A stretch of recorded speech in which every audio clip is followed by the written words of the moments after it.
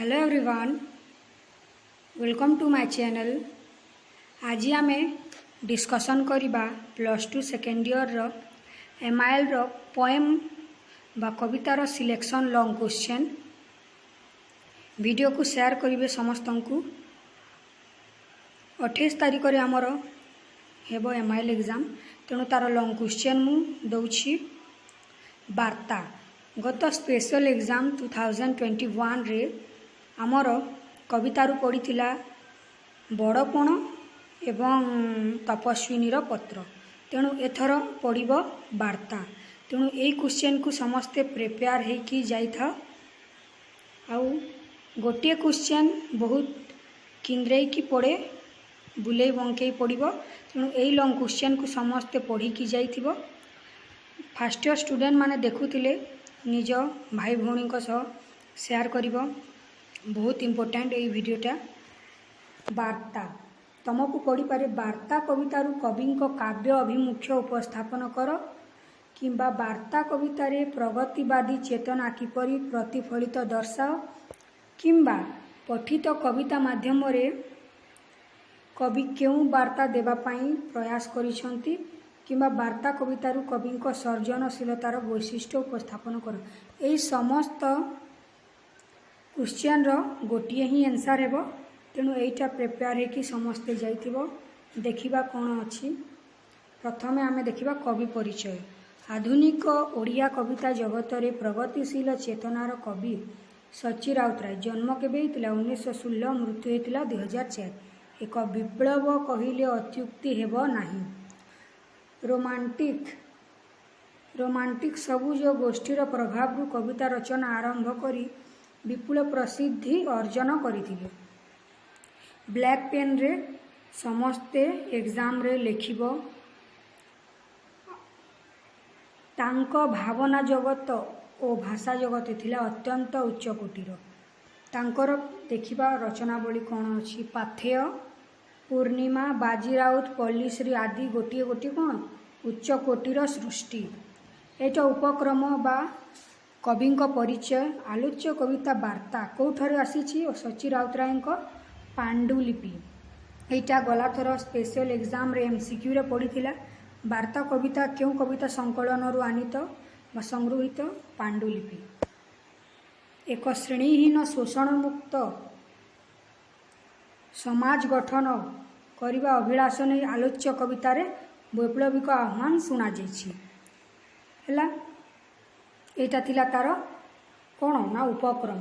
एबे कौन वर्णना सब रही, अर्थात कवितारे कौन वर्णना रही, सच्ची राउतराय कौन वर्णना करिसंती से विषय देखिबा। जीवनीवादी कवि सच्ची राउतराय निष्पेषित मानवर प्राणरे मुक्तिर ज्ञानालोक संचार निमित्त नूतन वार्तावाहक किए दूतटीए पहुंचाइछंती। शताब्दीर सिंहद्वार आसीथिबा दूत जो वार्ता आनिछि तहिरे जीवनर संभावना मूर्तिमान होइछि। निम्नोक्त पदरे श्रेणीहीन समाजवादर मूल मंत्र उच्चारित। कोटेशन कोटिए लिखिबा। आमे कौन कोटेशन लिखिबा एमिति देकी। शताब्दीर सिंहद्वार आसीअछि दूत आनिअछि वार्ता भविष्यतर। जीवनर संभावना जही मूर्तिमान नाई जही प्राचीर प्रांतर।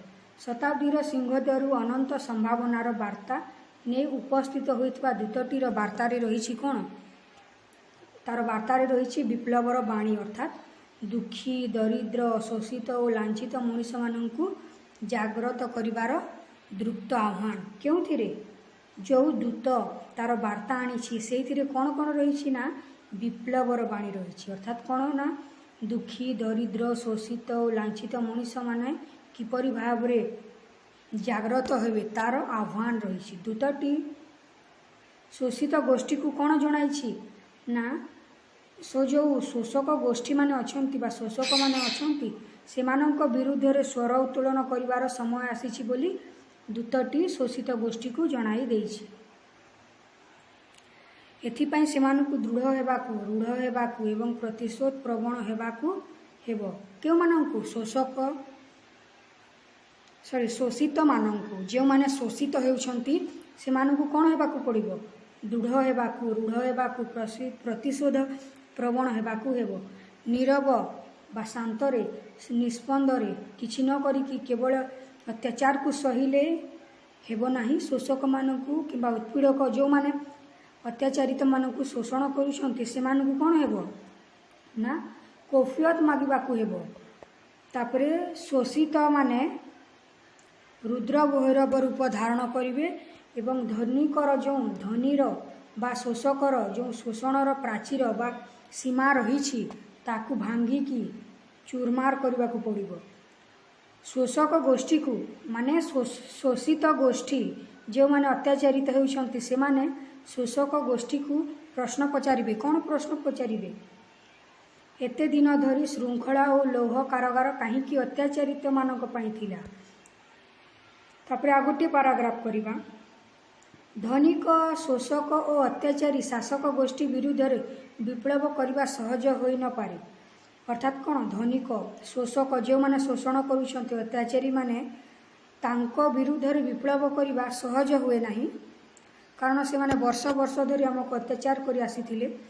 किंतु आमको कौन हेबाकू पड़िबो बद्धपरिकर हेबाकू पड़िबो। एथिपाई हुए तो आमको कौन हेबाकू पड़िबो ना दग्ध किंबा भस्म जली पोड़ी राग हेबाकू पड़िबो अथवा कीट कीट भली निष्पेषित हेबाकू पड़िबो।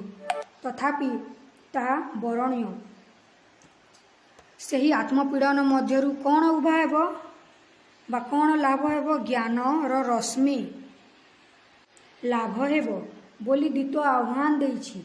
जंत्रणा और ध्वंसर बल भितर प्रतिशोध प्रवणतार महाज्ञान और महाधर्म लाभ करिवार विश्वास सृष्टि करिछि किए ना दूत। तापरे आमे गोटे कोटेशन आ गोटे कोटेशन देखिबा।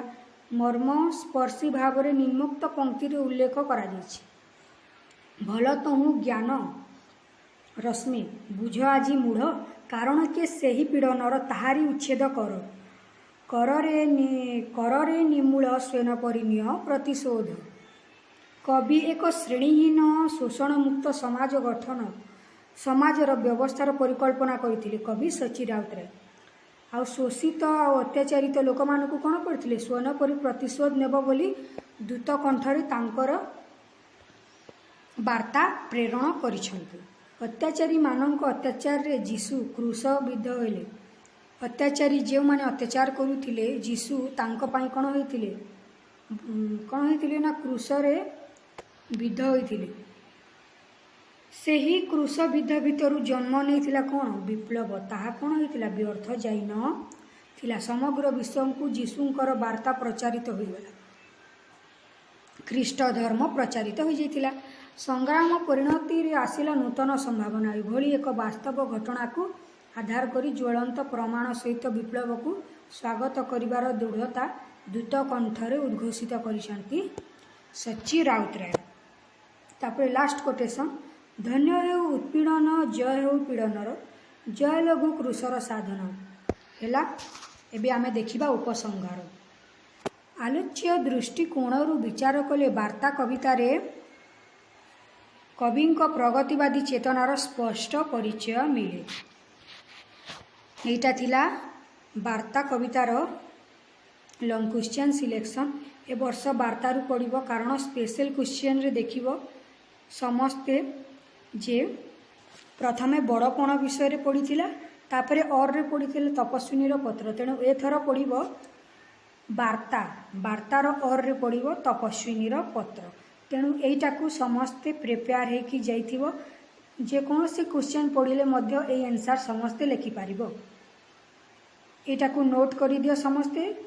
जे माने फर्स्ट ईयर रे थिले सेकंड ईयर को शेयर करो। आ वीडियोटी भल लागिथिले लाइक शेयर सब्सक्राइब करिवो। Thank you. बहुत दिन पर मु वीडियो अपलोड कली तेणु सॉरी मु डेली अपलोड करी किंतु मोर स्टडी अच्छी मु भी पढ़ुछि। मोर कते क्लास मु कहिबी नाही बट मु भी पढ़ुछि। तेणु ये वीडियो को शेयर करो। मोर भी एग्जाम आसुछि। Thank you.